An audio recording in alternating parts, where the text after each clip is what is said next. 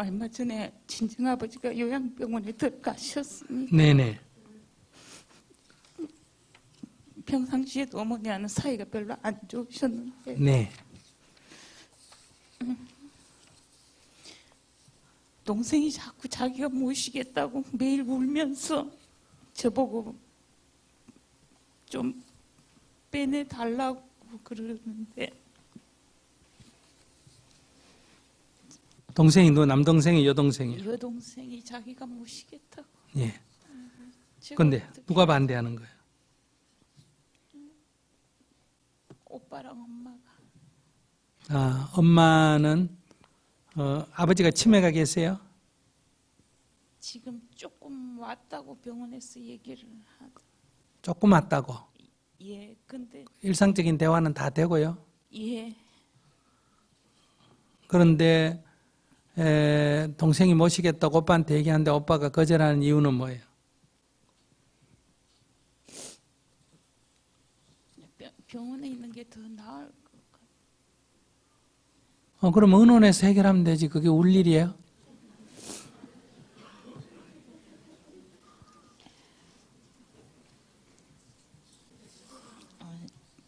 제가 장사를 하는데 네. 작년에 가게로 아버지가 찾아오셔가지고 네. 예, 저랑 좀 같이 살면 안 되겠냐고 그러시는데 제가 바빠서 그 시기를 좀 놓친 것 같아서 병원에 들어가셔서 제가 좀 죄송스러운. 아니, 죄송스럽지 않습니다. 병원이 나쁘다 이런 생각하시면 안 돼요. 그건 옛날 생각이에요. 예. 요즘은 부잣집 노인들은 병원으로 가고 가난집 노인들은 집에 있다 이런 유행어 있는 거 알아요?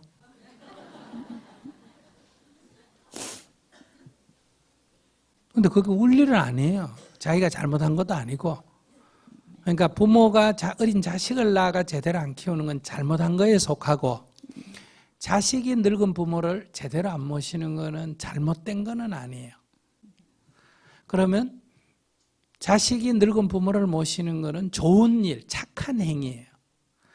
근데 부모가 어린 자식을 돌보는 거는 잘하는 일은 아니에요. 그건 마땅히 해야 할 일이기 때문에. 그러면 이런 선악의 기준은 어디 있냐? 자연 생태계는 어떤 자연 생태계는 선악 개념이 없습니다. 선악의 문제에서 제로 베이스예요. 제로예요. 그러면 동물은 어미가 새끼를 낳아놓고 지 바쁘다고 새끼를 버리거나 이런 일은 없습니다. 그리고 새끼를 위해서 어미가 필요해요. 어미를 위해서 새끼가 필요해요. 새끼가 자라는데 어미가 필요하죠. 그럼 새끼가 다 자라면 어미가 필요 있어요? 없어요? 없지. 그러니까 새끼가 독립해서 날아나가면 그 다음에 어미는 이제 자기 삶을 사는 거예요. 그런데 어린 새끼를 두고 그걸 갖다가 돌보지 않는 것은 자연 생태계에는 그런 일이 없어요. 뭐 사고가 나지 않는 이상은. 그런데 자연 생태계에는 새끼가 어미를 돌보는 건 없습니다. 아무리 어미가 어린 새끼를 돌봤다 하더라도 새끼가 커서 어미를 돌본다 하는 건 어떤 동물에도 없어요.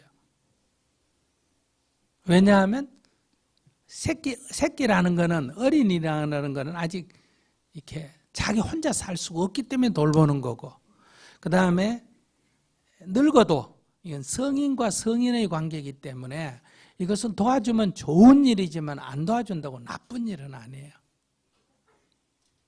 그러니까 사람은 이제 동물하고 달라요. 다시 말하면 사람은 자기가 뭐 직장 생활 바쁘다, 무슨 일이 있다고 어린 아이를 돌보지 않거나 가정형편이 어렵다고 버리거나 이런 일이 있어요. 그러니까 이건 나쁜 행위예요. 그 다음에 사람은 자식이 부모를 돌보는 사람이 있어요. 이거는 선한 행위예요. 그러니까 인간 세상에만 선악이 있는 거예요. 그러니까 자기가 자기 어린 자식을 돌보지 않았으면 그건 악행에 들어가는 거예요. 그런데 자기가 부모를 모시지 않는 것은 악행은 아니에요. 자기가 잘 모시면 선행이에요. 그런데 자기가 선행을 안 했다고 나쁜 짓을 한 건 아니다 이 말이에요. 그러니까 자기가 죄의식을 가질 필요는 없다. 죄의식을 가질 필요는 없어요. 동생은 착한 일을 좀 해보고자 하는 거예요. 자기는 착한 일을 할 수준은 좀 안 됐나 보죠. 내 살기 바빠가, 그죠? 그렇다고 자기가 나쁜 짓을 한 건 아니다. 그러니까 자기 아무 잘못 없어요. 그러니까 걱정 안 하셔도 된다. 죄의식 안 가지셔도 된다, 이 말이에요. 알았어요? 예, 감사합니다. 그러니까 이제 어머니가 아버지를 어디 모실 거냐 하는 거는 가족 회의를 통해서 결정하는 거예요. 거기에 가장 큰 우선권이 있는 결정권자가 누구다? 첫째, 배우자입니다. 자기가 우선권이 있는 게 아니에요. 두 번째가 뭐다? 이게 이제 법적으로는 아닌데 윤리적으로는 두 번째 뭐다? 아들이에요. 아시겠어요? 자기 순번이 세 번째, 자기하고 자기 동생은 세 번째 들어가는 거예요. 근데 둘이니까 이제 이게 다수잖아, 그죠? 그러니까 이제 힘을 합해가지고 동생 집으로 밀어주는 거는 괜찮아요. 그러면 이제 오빠를 어떻게 좀 속된 말로 뭐 한다? 꼬셔야지, 그지? 설득을 해가지고 또 엄마한테 설득을 해, 엄마한테 용돈을 주든 뭘 주든지 이렇게 해가 가면 되는데, 엄마가 볼 때는 이제 자기가 같이 안 살아서 모르는데 부인이 평생을 같이 산 부인이 남편을 같이 살기 힘든다 하는 거는 그만한 이유가 있을 거예요. 그 치매 때문에 그러든 성격 때문에 그러든. 무슨 말인지 아시겠습니까? 그러니까 같이 산 사람의 결정권이 있는 거예요. 우리가 보통 보면 부모를 모시고 사는 옛날식으로 말하면 맏며느리는 시어머니한테 칭찬을 못 들어요. 그런데 이제 2차, 3차, 지차 며느리들은 1년에 한두 번 명절 때만 오고도 시어머니한테 칭찬을 듣죠. 왜? 와서 등도 주물러주고 용돈도 주고 이러잖아요. 매일 사는 사람은 그렇게 할 수가 없잖아. 그죠? 그런데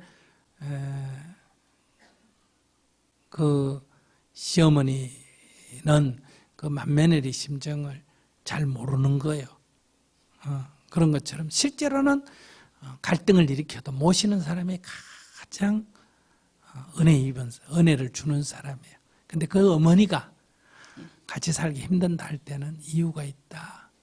그러니까 내 아버지만 생각하지 말고 자기가 아버지만 생각하지만 엄마도 좀 생각을 해야 됩니다. 그래서 우선 요양병원에 모셨으니까 모시는 것보다는 자기가 자주 방문하는 게 쉽지 않을까? 예. 모시는 건 실제로 자기 마음은 그렇지만 모셔보면 엄마도 못 모시겠다는 자기가 모시질까?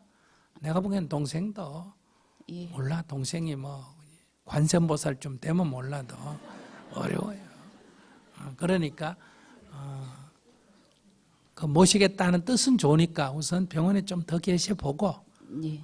건강 상태가 괜찮거나 이러면 동생 집으로 옮겨가 조금 있어보고 동생도 못 모시겠다 하면 아버지는 더 불행해집니다. 왜? 그럼 자기하고 아내와 자식이 다 자기 싫다는 거를 알면 그 얼마나 그 충격이 많겠어요.